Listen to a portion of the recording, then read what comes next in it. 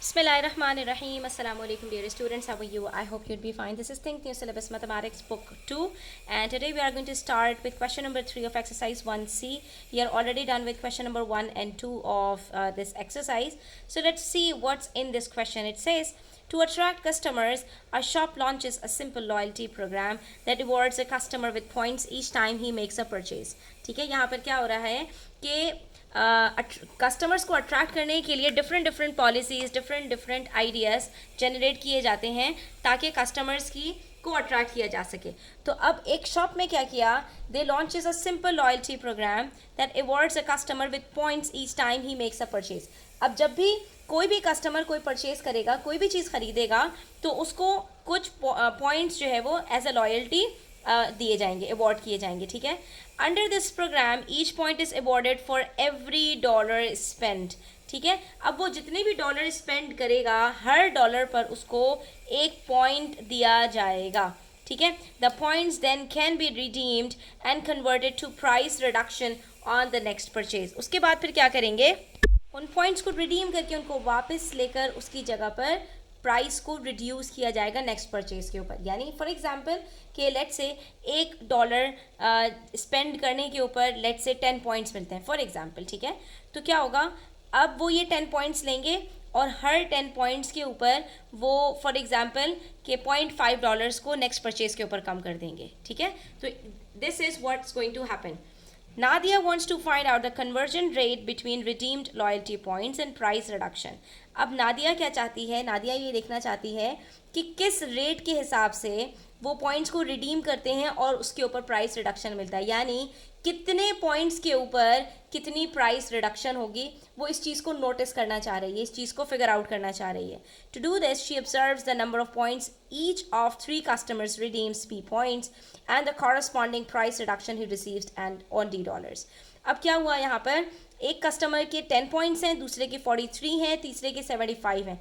This table shows us the number of points redeemed and the corresponding amount in dollars that is reduced. ठीक है, तो अब 10 points के ऊपर जो फर्स्ट कस्टमर है उसके $0.2 प्राइस रिडक्शन मिला उसको. ठीक है, जिसके पास 43 पॉइंट्स थे उसको $0.86 का प्राइस रिडक्शन मिला. ठीक है, और जो जिसके 75 पॉइंट्स थे उसको $1.5 का प्राइस रिडक्शन मिला. ठीक है, तो ये पॉइंट्स हैं इनके और इस पॉइंट के ऊपर इनको कितना डिस्काउंट मिल रहा है नेक्स्ट परचेज के ऊपर वो यहाँ पर हमारे पास गिवन है.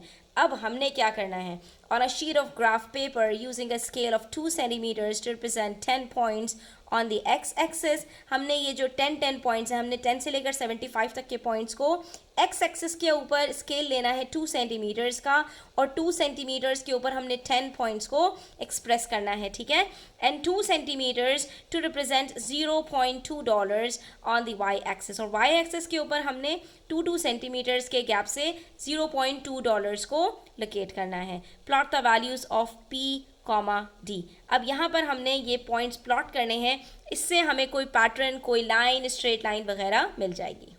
Okay, let's talk about the scale first. The scale says that we have to, starting from the origin, since all the quantities are positive. So first we have to draw a scale of 2 centimeters. 2 centimeters means the gap between each point would be of 2 centimeters. So this point, the first point would come over here and the scale is given for 2 centimeters to represent 10 points on the x-axis. So between every 2 points there would be a gap of 10 points.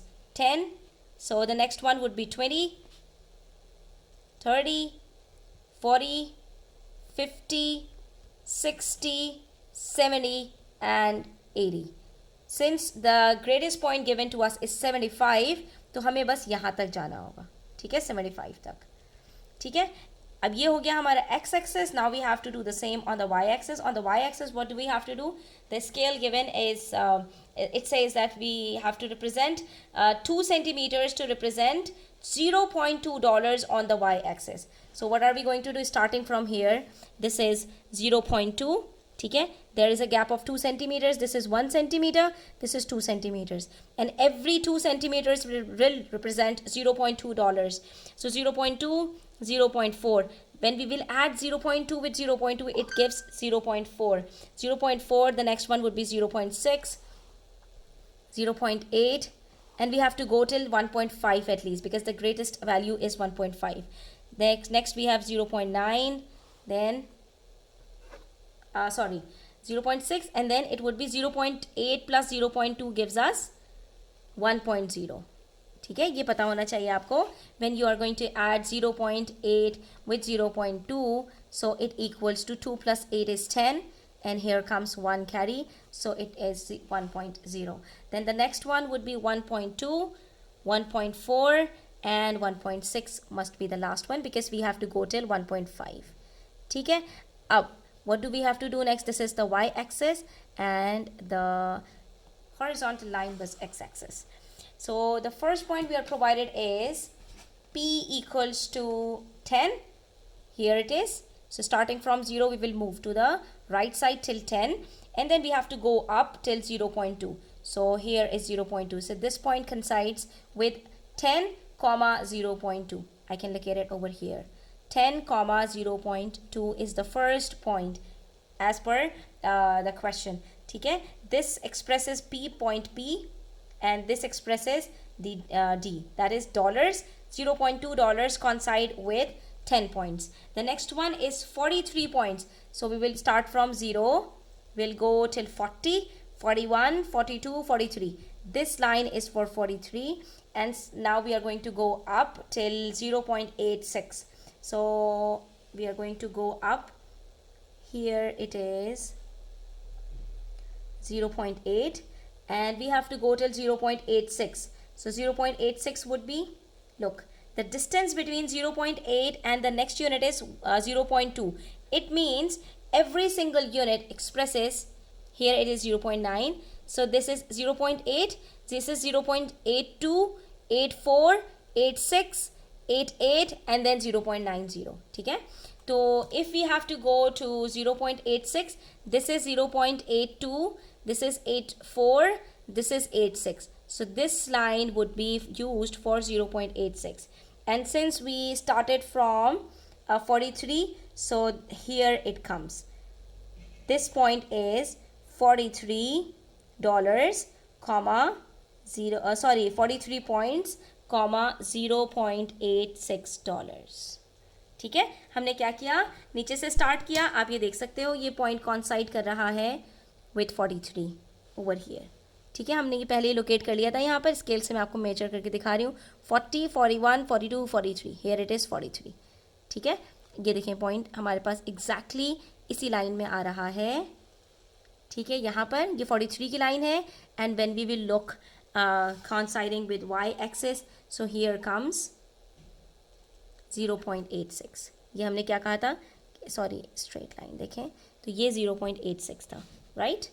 ये 0.82, 84 and 0.86. Here it is. ठीक है, तो ये next point हमें मिल गया है. And then we have the third point at 75 points, $1.5. So $75 ये हमने ऑलरेडी यहाँ पर मार्क किया हुआ है, $75. तो ये हम स्केल की मदद से ऊपर की तरफ जाएंगे, and when we are going to go up we will find the point coinciding with 1.5. So it comes here. This line is 1.5. So we'll go here, and it coincides with 1.5. So the third point is 75 points, comma $1.5. Okay, now the next part is to join all these 3 points. So this is the last one. Here comes the second and the first one. You can see that this is giving me a straight line. You see this point over here and this point are all lying on the straight line. So let us just draw a straight line over here, and you will find that it's exactly a straight line and all 3 points lying on the same straight line. You see? So this is how we are going to plot the values. तो हमने यहाँ पर जो इन्होंने हमसे कहा था plot the values P, D. P, D means P is the value on the x-axis and D is the value on the y-axis. ठीक है, तो ये हमने points plot कर दिए. 0.22 सेंटीमीटर्स के गैप से ऑफ 10 पॉइंट्स ईच, और 0.22 के गैप से ऑफ 2 सेंटीमीटर्स ईच। तो स्केल को रीड करना भी अब हमने सीख लिया है, और how to plot the points ये भी हमने अच्छी तरह से समझ लिया है। और अब हमें जहाँ पर टेबल गिवन है तो हम इजीली अपनी लाइन को भी ड्रॉ कर सकते हैं। अब हमसे क्या कह रहे हैं, now the next part is determine the equation of the straight line. It's very important to understand how to determine the equation of the straight line using the graph. We have already learned it in detail in exercise 1b. ठीक है, अब हमने क्या करना है, graph से ही हमने अपनी इक्वेशन को डिटरमिन करना है। We know the line, the equation of the straight line is y is equals to mx plus c, where m is the gradient and c is the y intercept. ठीक है, so from the graph it's clear, you can see that if we extend the line backwards, you will find that the y-intercept is at the origin. It means the y-intercept of this line is 0. ठीक है, तो यहाँ पर हमारे पास जो y-intercept है mx plus c के अंदर, वो तो हमें क्लियरली नज़र आ रहा है कि वो 0 पर है। अगर वो यहाँ होता तो y-intercept 0.2 होता, इन दोनों के बीच में होता तो then it would be 0.1 and so on। ठीक है, ये इस लाइन के ऊपर आपकी स्ट्रेट लाइन जहाँ पर भी मीट करेगी, जहाँ पर भी कट करेगी y एक्सिस को, that would be your y intercept. And since this straight line is cutting this y axis at the origin, so the y intercept would be 0। तो यहाँ पर हमारे पास y is equals to mx के अंदर, mx plus c के अंदर c की जगह पर 0 आएगा। ठीक है, अब ये जो हमारी इक्वेशन है y is equals to mx, यहाँ पर सबसे पहले तो हम ये समझ लें कि हमसे इन्होंने स्टार्ट में ही कहा था on a sheet of graph paper using a scale of 2 centimetres to represent 10 points on the X axis. तो यहाँ पर एक्स एक्सिस के ऊपर what are we expressing, it's the number of points. ठीक है, तो ये नंबर ऑफ पॉइंट्स हम किस में करेंगे, इट्स पी। ठीक है, तो यहाँ पर ये मेंशन करना ज़रूरी है। इसका मतलब है x के जितने भी कोऑर्डिनेट्स होंगे, जो हमारे पास पहला नंबर होता है किसी भी पॉइंट के ऊपर, वो x कोऑर्डिनेट कहलाता है। And we locate the x coordinate looking at the x axis. तो ये हमारे पास जितने भी एक्स कोऑर्डिनेट्स होंगे, ये हमारे पास कहाँ से आएगा, वैल्यू ऑफ p में से आएगा। जो हमने वहाँ पर अपना टेबल देखा था p और d का, तो जितनी भी p की वैल्यूज़ हैं वो x कोऑर्डिनेट्स होंगी। ठीक है, and when we look at the y axis, तो हमें क्या बताया था, on the y axis we have to make 2 centimetres to represent $0.2 on the y axis. तो यहाँ पर हम क्या कह सकते हैं कि it is the price reduction. ठीक है, तो यहाँ पर हम ये भी लिख सकते हैं और ये भी लिख सकते हैं कि it represents the dollars into $D। ठीक है, तो ये जो हमारे पास जितने भी ये कोऑर्डिनेट्स हैं, ये हम मार्क करेंगे y कोऑर्डिनेट पर। ठीक है, तो हमारी जो इक्वेशन होगी, इक्वेशन क्या होती है, y is equals to mx plus c। तो y की जगह पर we are going to write d and in place of x we are going to write p। ठीक है, हमारी जो इक्वेशन है, तो हम यहाँ पर लिख सकते हैं y is equals to mx plus c के अंदर हमारे पास, सिंस c इज 0, y हमारे पास क्या है, y कोऑर्डिनेट हमने कहाँ पर एक्सप्रेस किया है, किससे एक्सप्रेस किया है, डॉलर से, तो इट वुड बी d। ठीक है, and now we have to find out the coordinate m and x is p। ठीक है, so it's mp plus 0 from the graph. Now we have to find out what's the value of m to complete the equation. ठीक है, अब m find out करने के लिए we use the formula rise upon run. अब rise upon run के लिए बच्चों पहले भी हम डिस्कस कर चुके हैं एक्सरसाइज 1b में डिटेल से। rise के लिए और run के लिए you just have to take any 2 points on the straight line. ठीक है, so what we can do, we can take the 2 points that we have already located, 43,0.86 and 10,0.2. So let's take x1 y1 as the first point, that is 10,0.2. ठीक है, आप कोई से भी 2 points उठाइए, दोनों के x और y कोऑर्डिनेट्स लिखिए। ठीक है, और उसके बाद अब आपने राइज अपॉन रन के अंदर ना फॉर्मूले में इसको पुट कर देना है, तो that would be easy for you. ठीक है, तो हेयर इट इज़ 43,0.86।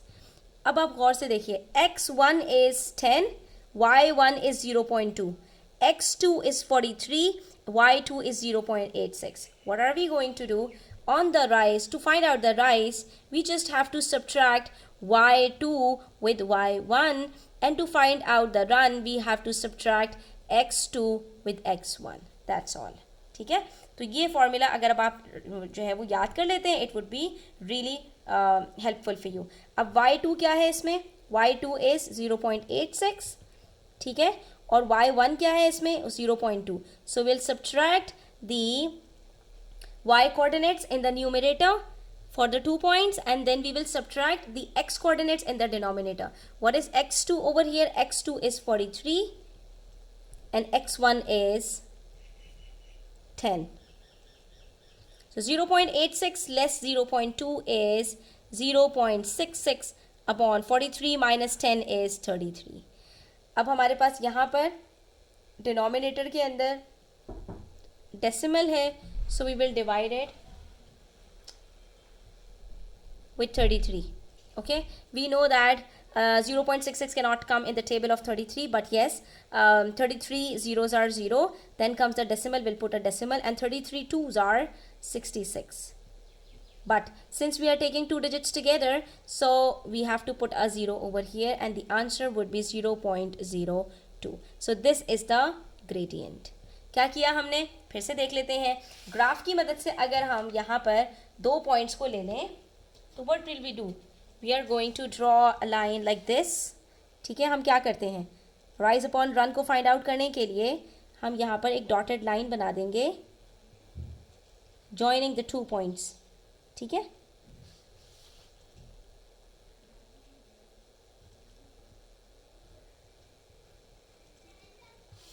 यही हमने कहा था ना, rise upon run find out करने के लिए ये है rise and this is the run. Since we are going to the right and then up means both of them are positive, ठीक है। इस चीज़ को भी हम डिटेल से डिस्कस कर चुके हैं। तो अब यहाँ पर अगर हम इन दोनों के बीच का डिस्टेंस फाइंड आउट करें तो it's 43 and it's 10. 43 minus 10 is 33. This is for run, ठीक है। And when we talk about the rise, तो this point is 0.86 and this is 0.2. तो वही बात हो गई, 0.86 माइनस 0.2 इज 0.66. तो ये हो गया आपका राइज, ठीक है। और राइज अपॉन रन के लिए हम क्या करते हैं, इन दोनों को डिवाइड करते हैं। तो वही काम हमने यहाँ पर किया है। वी टुक दीज 2 पॉइंट्स, ठीक है। Suppose the first coordinates as x1 y1 and the second point as x2 y2. फिर हमने y2 और y1 को सब्ट्रैक्ट किया to find out the rise, and x2 और x1 को सब्ट्रैक्ट किया to find out the run, ठीक है। फिर इन दोनों को डिवाइड करके हमने फाइंड आउट कर लिया कि the gradient between the 2 points is on this straight line is basically 0.02. तो अब हमारे पास जो नेक्स्ट पार्ट है that is very simple. Already we have solve half of the equation, that is d is equals to mp plus 0. So we are going to substitute the value of m over here and it becomes 0.02p. This would be the equation, ठीक है। अब अगर कोई भी बात समझ में नहीं आई हो तो दोबारा से आप वीडियो को देखो ताकि आपको डिटेल से सारी बातें इसके अंदर एक एक करके समझ में आ जाए। हमने क्या किया, सबसे पहले हमने टेबल को रीड आउट किया, उसके बाद हमने स्केल रीडिंग के अकॉर्डिंग अपना ग्राफ प्लॉट किया, ठीक है। फिर हमने इसके ऊपर तीनों पॉइंट्स को प्लॉट करके इसकी लाइन को ड्रॉ किया। लाइन को ड्रॉ करने के बाद हमने इसका वाई इंटरसेप्ट को फाइंड आउट किया। फिर हमने दोनों पॉइंट्स के बीच में जो डिस्टेंस था उसके अकॉर्डिंग अपना ग्रेडियंट फाइंड आउट किया, और फिर हमने ग्रेडियंट और वाई इंटरसेप्ट की जो वैल्यूज़ थी प्लस ये कि वाई और एक्स जो हमने सपोज किया हुआ था विद डॉलर्स एंड पॉइंट्स, तो उसके अकॉर्डिंग हमने अपनी इक्वेशन को यहाँ पर जनरेट किया। उसके बाद जो नेक्स्ट पार्ट है पार्ट 3, दैट्स वेरी इंटरेस्टिंग। अब सारी कहानी समझ में आ गई है। एक परचेज करते हैं, उसके ऊपर पॉइंट्स मिलते हैं, पॉइंट्स की वजह से वो पॉइंट्स के ऊपर आपको डिस्काउंट मिलता है टू सर्टेन अमाउंट, ठीक है। तो अब यहाँ पर कस्टमर रिडीम्ड 210 पॉइंट्स, एक कस्टमर ने कुछ परचेजेस की, ठीक है, और परचेजेस के ऊपर उन्होंने कितने पॉइंट्स अवेल किए, 210 फॉर अ परचेज ऑफ $8.9, ये भी बता दिया आपको। $8.9 की परचेजेस की, उसके ऊपर इनके 210 पॉइंट्स बन गए, ठीक है। अब 210 पॉइंट्स के ऊपर इनके कितने डॉलर्स रिडीम हो जाएंगे, कितने डॉलर्स इनका डिस्काउंट इनको मिल जाएगा। तो यहाँ पर हमारे पास पॉइंट्स के ऊपर जो डॉलर्स हमें मिल रहे थे उसके अकॉर्डिंग हमने जो इक्वेशन जनरेट की थी उसके अंदर हम यहाँ पर नंबर ऑफ पॉइंट्स को जब सब्सटीट्यूट करेंगे तो हमें नंबर ऑफ डॉलर्स जो रिडीम हुए हैं, जो हमारे पास प्राइस रिडक्शन मिलेगा जिस डॉलर्स का, वो हमें ऑलरेडी खुद ब खुद पता चल जाएंगे, ठीक है। So what do we have to do, a customer redeem 210 points for a purchase of $8.9. This was the actual purchase, but then he और शी रिडीम 210 पॉइंट्स, ठीक है, उनके पास ऑलरेडी पहले से 210 पॉइंट्स पड़े हुए थे, क्योंकि इन्होंने क्या कहा था, ये जो पॉइंट्स होंगे इसको इसके ऊपर आपको जो डिस्काउंट मिलेगा वो अगली परचेज में मिलेगा।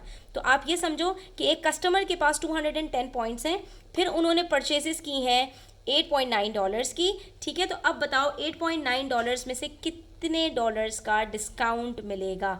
So we have to calculate the amount he pays in cash. What does it mean? It means ये कि on a purchase of $8.9 how much discount is available at the availability of 210 points, ठीक है। तो we are going to use the equation that we have generated in part 2. Now in this equation, D represents the number of dollars and P represents the number of points. Since we are provided with the number of points and we have to calculate the amount available, discount available on this number of points, so we can substitute the value of P over here and find out the number of dollars, the discount available on this amount. Okay, so we will write substitute P is equals to 210 in the equation, and it would be D is equals to 0.02 into 210.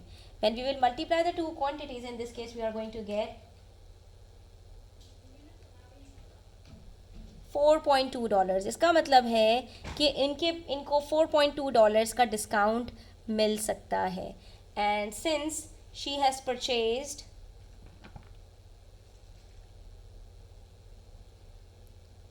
the purchase was $8.9,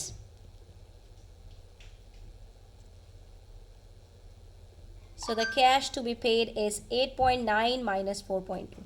ये इतने dollars का discount available है, तो इसका मतलब क्या है कि 8.9 में से $4.2 रिड्यूस हो जाएंगे and the amount that she has to pay is $4.7, ठीक है। तो यही तो हमसे स्टार्ट में बात की थी कि कस्टमर्स को अट्रैक्ट करने के लिए एक तरह का डिस्काउंट दिया जा रहा है। आप जितनी की परचेज़ करेंगे उसके ऊपर आपको डिस्काउंट मिलेगा। किस तरह कि आपको कुछ पॉइंट्स उसके अंदर दिए जाएंगे और वो पॉइंट्स रिडीम करके उसके अगेंस्ट में आपको डिस्काउंट मिलेगा नेक्स्ट परचेज पे। तो यहाँ पर एक कस्टमर ने $8.9 की परचेज़ की, उनके पास 210 पॉइंट्स अवेलेबल थे। 210 पॉइंट्स के अगेंस्ट में उनको $4.2 का जो है वो रिडक्शन मिला डॉलर्स का, ठीक है। तो इससे उनकी जो $8.9 की प्राइस थी वो $4.2 से रिड्यूस होकर $4.7 पर आ गई। इट मीन्स ही और शी हैज़ टू पे $4.7, ठीक है। So we have completed question number 3 of exercise 1C. Inshallah, we'll try to do question number 4 in the next video. Until then, take care. If you are new to my channel, don't forget to subscribe to my channel and share it with your friends as much as possible. Allah Hafiz.